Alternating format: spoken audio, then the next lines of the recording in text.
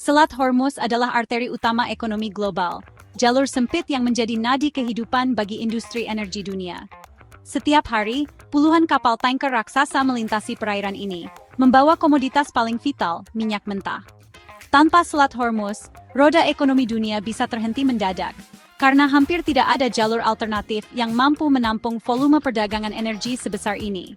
Selat ini mengangkut sekitar 20% pasokan minyak dunia setiap hari, menjadikannya salah satu jalur pelayaran paling sibuk dan strategis di planet ini. Setiap kapal yang melintas membawa harapan dan kekhawatiran, karena stabilitas global sangat bergantung pada kelancaran arus minyak di sini. Jutaan barel minyak dari negara-negara produsen utama seperti Arab Saudi, Uni Emirat Arab, Kuwait, dan Irak berlayar melewati jalur sempit ini menuju pasar internasional di Asia, Eropa, dan Amerika. Setiap tetes minyak yang keluar dari Timur Tengah melewati titik kritis ini menandai pentingnya Selat Hormuz dalam rantai pasok energi global. Gangguan sekecil apapun di sini bisa memicu guncangan energi dan ekonomi global. Bahkan insiden kecil, seperti kecelakaan kapal atau ketegangan militer, dapat menyebabkan ketidakpastian pasar dan lonjakan harga minyak secara tiba-tiba.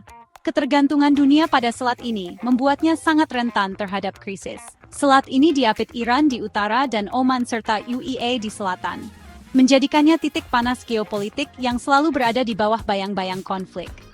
Setiap pergerakan militer atau diplomatik di kawasan ini selalu diawasi ketat oleh dunia internasional, karena dampaknya bisa langsung terasa ke seluruh penjuru dunia. Kini, Maret 2026, situasi berubah drastis. Iran menutup selat sebagai respons atas perang yang pecah dengan Amerika Serikat dan Israel.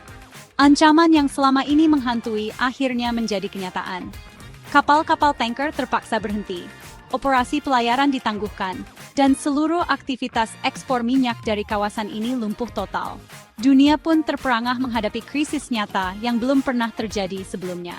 Pasar energi global langsung panik. Harga minyak melonjak tajam dalam hitungan jam, memecahkan rekor tertinggi sepanjang sejarah. Para pelaku pasar dan pemerintah di seluruh dunia berusaha mencari solusi darurat, namun ketidakpastian terus membayangi. Negara-negara pengimpor utama seperti China, Jepang, dan Korea Selatan menghadapi ancaman serius terhadap ketahanan energi mereka. Pabrik-pabrik mulai mengurangi produksi, pemerintah memberlakukan kebijakan penghematan energi, dan masyarakat mulai merasakan kekhawatiran akan kelangkaan bahan bakar. Konsumen di seluruh dunia pun tak luput dari dampaknya. Harga bahan bakar melonjak di SPBU, biaya transportasi dan logistik meningkat, dan tagihan rumah tangga membengkak. Krisis ini menekan daya beli masyarakat dan memicu inflasi di banyak negara. Selat Hormuz yang tersumbat kini menjadi simbol rapuhnya tatanan global. Dunia diingatkan betapa bergantungnya kita pada satu jalur sempit di Timur Tengah, dan betapa mudahnya stabilitas ekonomi dunia terguncang hanya oleh satu titik rawan di peta. Pada tanggal 28 Februari 2026, dunia dikejutkan oleh pecahnya konflik besar di Timur Tengah. Amerika Serikat dan Israel melancarkan serangan mendadak ke Iran, menandai dimulainya perang terbuka yang belum pernah terjadi sebelumnya di kawasan ini. Serangan ini bukan hanya sekadar operasi militer, melainkan awal dari rangkaian peristiwa yang mengubah peta geopolitik dunia secara drastis. Dalam hitungan jam, gelombang serangan udara menghantam ribuan target strategis di seluruh Iran. Infrastruktur militer, pangkalan udara, dan fasilitas penting lainnya luluh lantak akibat rudal dan bom presisi tinggi. Iran merespons dengan langkah dramatis, menutup total Selat Hormuz, jalur vital bagi ekspor minyak dunia. Penutupan ini langsung memicu kepanikan di pasar energi global, karena lebih dari sepertiga pasokan minyak dunia melewati selat ini setiap harinya. Untuk memastikan penutupan efektif, Iran menebar ranjau laut, mengerahkan kapal cepat bersenjata, dan menyiagakan rudal anti kapal di sepanjang pesisir. Armada internasional pun terpaksa menahan diri, khawatir akan risiko serangan mendadak. Di tengah kekacauan, Iran mengalami krisis kepemimpinan. Pemimpin tertinggi Ali Khamenei tewas dalam serangan, meninggalkan kekosongan di puncak kekuasaan negara. Putranya, Mojtaba Khamenei, yang digadang-gadang sebagai penerus, dilaporkan terluka parah dan belum pernah muncul di hadapan publik sejak serangan terjadi. Pemerintahan Iran pun tampak limbung tanpa arah. Kekosongan kekuasaan ini memperburuk ketidakpastian politik di Iran. Parlemen terpecah, rakyat resah, dan rumor kudeta mulai beredar di tengah masyarakat yang semakin gelisah. Dalam waktu kurang dari seminggu, Amerika Serikat menggelontorkan miliaran dolar untuk operasi militer, mengerahkan kekuatan udara dan laut terbesar sejak Perang Teluk. Sementara itu, Iran mengalami kehancuran besar-besaran. Kota-kota utama porak-poranda, ribuan korban jiwa berjatuhan, dan infrastruktur sipil hancur lebur. Dampak serangan tak hanya dirasakan militer, tapi juga rakyat sipil. Jutaan warga terpaksa mengungsi, krisis kemanusiaan memburuk, dan bantuan internasional mulai berdatangan meski akses sangat terbatas. Eskalasi cepat ini mengguncang stabilitas kawasan dan ekonomi global. Harga minyak melonjak tajam, pasar saham dunia anjlok, dan para pemimpin dunia berupaya keras mencari solusi di tengah ancaman perang yang meluas. Presiden AS Donald Trump mengklaim militer Iran telah dilumpuhkan total. Namun, Iran masih mampu melancarkan serangan drone, ranjau laut, dan rudal jarak dekat. Penutupan Selat Hormuz membuktikan Iran masih punya kekuatan strategis. Iran meningkatkan serangan asimetris, menargetkan fasilitas energi di UEA dan kedutaan di Irak. Meski infrastruktur militernya rusak, Iran tetap memperluas konflik. Narasi kemenangan Trump bertolak belakang dengan realitas di lapangan. Selat Hormuz masih tertutup, serangan balasan Iran terus berlanjut. Iran tetap menjadi pemain penting yang tak bisa diremehkan. Menghadapi blokade Iran, Trump berubah haluan dan meminta dukungan internasional. Ia mendesak Inggris, China, Prancis, Jepang, dan Korea Selatan mengirim kapal perang ke Selat Hormuz. Tujuannya membentuk koalisi maritim menjaga jalur minyak tetap terbuka. Ironisnya, sebelumnya Trump menolak bantuan Inggris. Negara-negara seperti China dan Jepang dihadapkan pada dilema antara kepentingan ekonomi dan risiko konflik. Respons internasional masih hati-hati, tanpa komitmen tegas. China bahkan memilih negosiasi langsung dengan Iran. Krisis ini menegaskan perlunya solusi kolektif, bukan aksi sepihak. Iran menegaskan akan terus memblokir Selat Hormuz, jalur vital yang menjadi nadi perdagangan minyak dunia. Dengan kekuatan militernya yang siaga di sepanjang pantai, Iran menunjukkan tekad untuk mempertahankan kepentingannya di kawasan ini. Setiap kapal yang melintas, terutama kapal tanker dari negara-negara yang dianggap musuh, kini berada dalam ancaman nyata. Iran secara terbuka mengancam akan menargetkan setiap kapal tanker musuh yang mencoba melewati Selat Hormuz. Ketegangan meningkat, dan suasana di perairan menjadi semakin mencekam, dengan kapal-kapal tanker yang harus berlayar di bawah bayang-bayang rudal dan senjata berat. Perairan Teluk kini berubah menjadi zona perang yang penuh risiko. Tidak hanya kapal militer, kapal sipil pun terancam menjadi korban di tengah konflik yang memanas. Iran memperingatkan, jika Pulau Khark, pusat ekspor minyak utama mereka diserang, maka konsekuensinya akan sangat besar.